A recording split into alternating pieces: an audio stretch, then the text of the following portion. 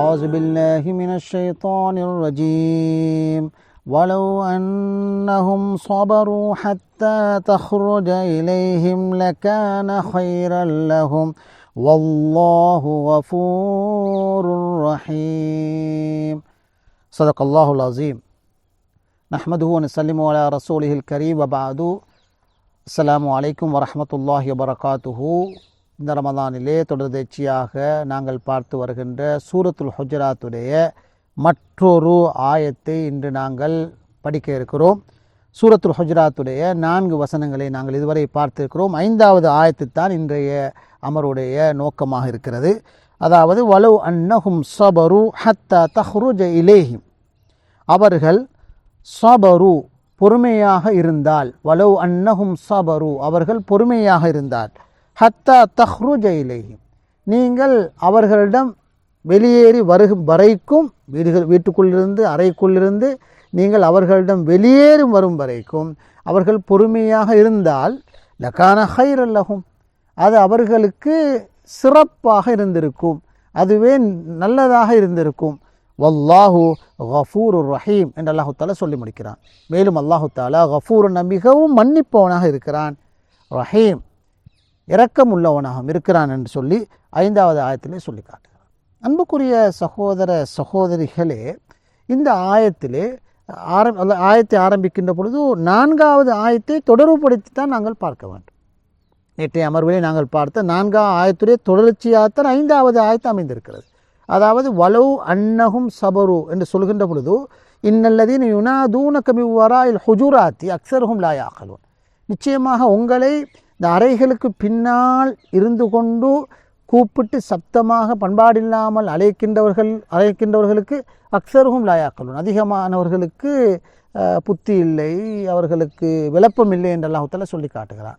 அவர்கள் என்ன செய்திருக்க வேண்டுமென்றால் அல்லாஹ் தஆலா நெறிப்படுத்துகிறான், அவர்களை கைட் பண்ணுகிறான். குறை சொல்லுவது மட்டுமல்ல, குர்ஆனுடைய கலாச்சாரமாக இருப்பது அவனுடைய ஸ்டைல் என்னென்றால் ஆட்களை எப்படியாவது திருத்தலாமா, எப்படி அவர்களை ஒழுங்குபடுத்துவது, எப்படி நாகரிகத்தை அறிமுகப்படுத்துவது என்பது குர்ஆனுடைய மிக முக்கியமான ஒரு போக்காக இருப்பதை நாங்கள் பார்க்குறோம். வசன ஒழுங்கை நாங்கள் கவனமாக துல்லியமாக ஆராய்ந்து பார்த்தால் சத்தமிட்டு அழைப்பது குற்றம் என்று அல்லாஹ் தஆலா, அறைகளுக்கு பின்னால் இருந்து அழைப்பது குற்றம் என்று அல்லாஹ் தஆலா சொல்லிவிட்டு வலவ் அன்னஹும் ஸபரு அவர்கள் பொறுமையாக ஸல்லல்லாஹு அலைஹி வஸல்லம் அவர்கள் வீட்டுக்குள் இருந்து வெளியே வரும் வரைக்கும் இருந்திருந்தால் அதற்கான கைரன் லஹும், அது அவர்களுக்கு எல்லா வகையிலும் சிறப்பானதாக இருந்திருக்கும் என்று அல்லாஹ் தஆலா இங்கே சொல்லி காட்டுகிறான். எனவே அன்புக்குரிய சகோதர சகோதரிகளே, இந்த ஆயத்தை பார்க்கின்ற பொழுது புரிந்து கொள்கின்ற முதலாவது செய்தி என்னென்றால், நாங்கள் ஒரு வீட்டுக்குள் நுழைகின்ற பொழுது அல்லது ஒரு இடத்துக்கு நாங்கள் செல்கின்ற பொழுது எப்படி நடந்து கொள்ள வேண்டும், ஆரம்பத்தில் அதற்கான அனுமதியை பெற வேண்டும். அனுமதியை பெறுகின்ற பொழுது வீட்டுக்குள்ளே அல்லது இடங்களுக்குள்ளே இருப்பவர்கள் வெளியே வர வேண்டும். வரும் வரைக்கும் பொறுமை காட்பது தான் அங்கு இருக்கின்ற பண்பாடு என்பது குர்ஆன் சொல்லுகின்ற விஷயம். எனவே குர்ஆன் இப்படி மிக சின்ன சின்ன விடயங்களை கூட சொல்லி, சின்ன விடயங்களில் கூட பண்பாடுகளை தவறவிடக்கூடாது என்று சொல்கின்ற மார்க்கமாக குர்ஆன் இருக்கிறது.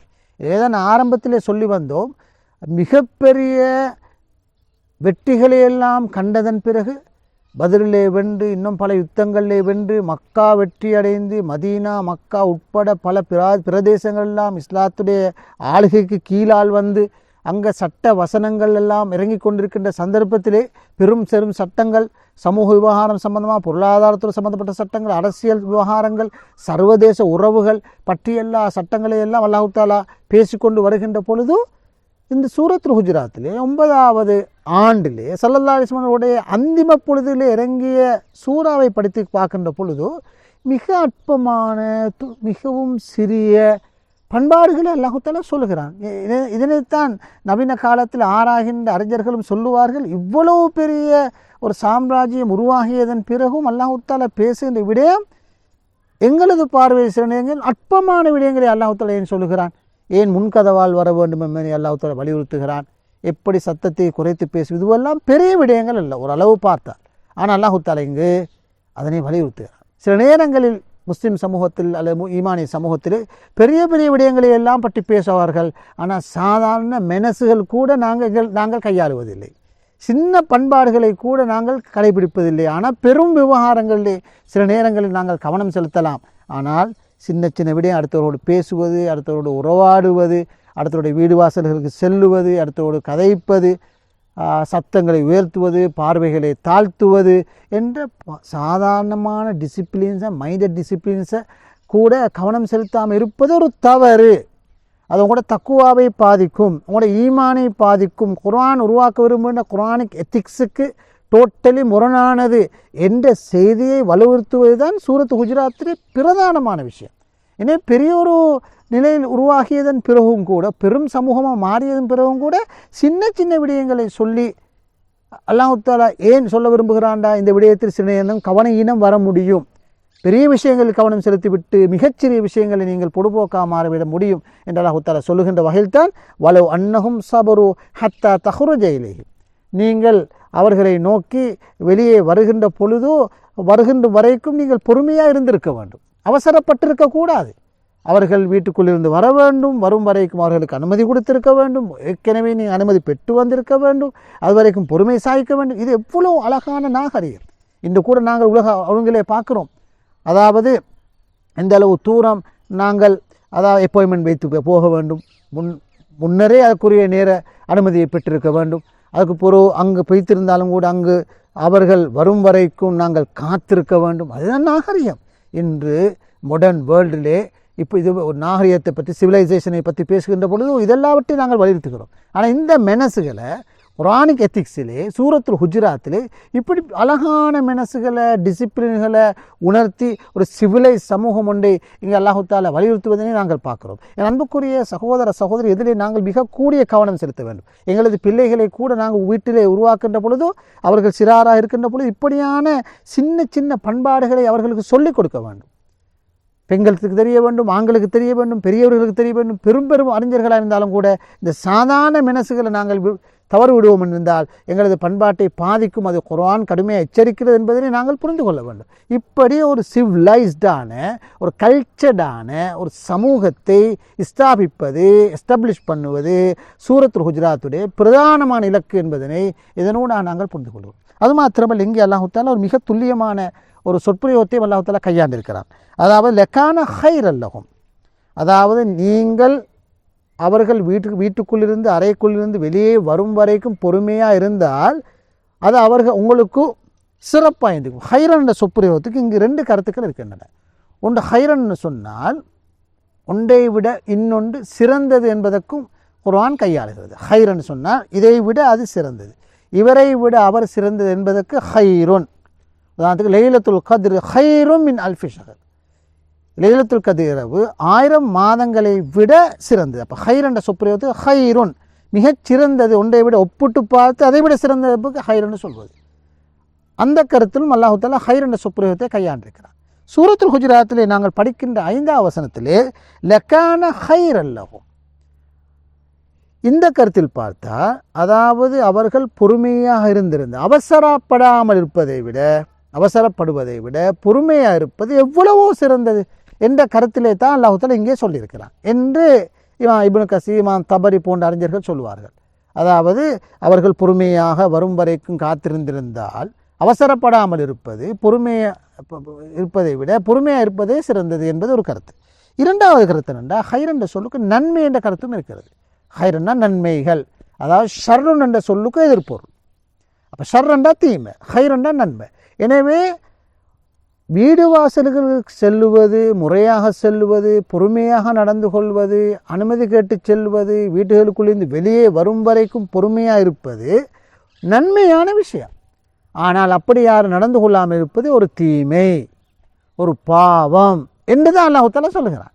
இனி இந்த மாதிரியான விஷயங்களில் நாங்கள் கவனம் செலுத்தாமல் இருப்பது ஒரு பாவமான செயல் என்பதை அல்லாஹ் தஆலா இங்கே வலியுறுத்த விரும்புகிறார். எவ்வளோ அற்புதமாக அல்லாஹ் தஆலா இந்த வசனங்களை கட்டமைத்திருக்கிறார் என்பதனை சிந்தித்து பாருங்கள். அதாவது வலவ் அன்னஹும் ஸபரு ஹத்தா தஹ்ருஜ இலைஹிம் லகான ஹைரல் லஹும், அவர்கள் நீங்கள் வீடுகளிலிருந்து வெளியே வரும் வரைக்கும் பொறுமையாக இருந்திருந்தால், காத்திருந்தால் அது அவர்களுக்கு எவ்வளவோ சிறப்பாக இருந்திருக்கும், நல்லதாக இருந்திருக்கும். ரெண்டாவது எவ்வளோ நன்மையாக இருந்திருக்கும். அது தீமையான விஷயம் அல்ல என்று அல்லாஹ் தஆலா இங்கே சொல்வதே நாங்கள். என் அன்புக்குரிய சகோதர சகோதரிகளே, குர்ஆன் வலியுறுத்துகின்ற பண்பாடுகள் 2 வகைப்படும். ஒன்று மேஜர் டிசிப்ளின் என்று ஒன்று இருக்கிறது. மேஜர் டிசிப்ளின் பெண்ணாம்பெரும் பண்பாடுகள். அதிலே சில நேரங்கள் அதை மீறுகின்ற பொழுது அல்லாஹ் தஆலா கடுமையான குற்றங்களாக அவற்றை கிரைமாக அடையாளம் கண்டு அதற்கான தண்டனைகளை அல்லாஹ் தஆலா சொல்லியிருக்கிறார். உதாரணமாக ஜினா, ஒழுக்க சீர்கேடுகளை நடந்து கொள்ள ஜினா என்பது ஒரு பாரதூரமான குற்றம் என்று சொல்லி மதக்குரிய தண்டனைகளை பற்றி அல்லாஹ் தஆலா சூரத்து நூறில் சொல்லியிருக்கிறார். அதே நேரம் அபாண்டம் சுமத்துவது, ஒரு ஆணின் மீது ஒரு பெண்ணின் மீது அபாண்டம் சுமத்துவது கசுப் என்பது ஒரு பயங்கர குற்றம், மேஜர் டிசிப்ளினை வயலேட் பண்ணுறது மாதிரி. அதனால் 80 கசேரி இருப்பது அல்லாஹ் தஆலா சொல்லியிருக்கிறார். களவெடுப்பது ஒரு பயங்கர சமூகத்துடைய இருப்புக்கே அச்சுறுத்தலான விஷயம். எனவே களவை ஒரு பயங்கர குற்றமாக இல்லாத இது சொல்கிற மேஜர் டிசிப்ளின். இது பயங்கரமான குற்றங்கள், அதுக்கு பயங்கரமான தண்டனைகள் அல்லாஹ் தஆலா தெளிவாக சொல்லியிருக்கிறான், அல்லது கடுமையான தண்டனைகள் இருப்பதாக அல்லாஹ் தஆலா வன்மையாக கண்டித்திருக்கிறான். இன்னொரு வகையான டிசிப்ளின்லையும் குர்ஆன் சொல்கிறது மைனர் டிசிப்ளின்ஸ். சாதாரண இப்போது சூரத்து ஹுஜராத் பேசிக்கொண்டிருக்கிற சின்ன சின்ன பண்பாடுகள், ஒரு மைனர் டிசிப்ளின். சலாம் சொல்லுவது, சிரித்த முகத்தோடு இருப்பது, வீடுகளுக்கு பண்பாடாக செல்லுவது, அடுத்தோட அனுமதியை பெற்றுக்கொள்வது, நாகரிகமாக பேசுவது, பார்வைகளை தாழ்த்தி கொள்வது, இப்படியான சின்ன சின்ன விஷயங்கள் என்ற ஒரு தொகையான விஷயங்கள் இருக்கின்றன. இதெல்லாம் மைனர். இதுவும் இஸ்லாத்தை பொறுத்தவரை கவனத்துக் கொள்ளப்பட வேண்டும் என்பதுதான் சூரத்து ஹுஜராத்துடைய கரிசனை.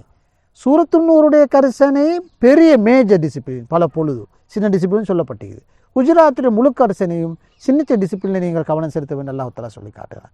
இப்படியெல்லாம் சொல்லி வந்த அல்லாஹ் தஆலா எப்படி ஆயத்தை முடிக்கிறார் என்றால், சூரத் ஹுஜராத்தின் 5வது ஆயத்தை வல்லாஹு கஃபூருர் ரஹீம். அல்லாஹ் தஆலா மிகவும் மன்னிப்போனாம் இரக்கமுள்ளவனாம் இருக்கிறார்.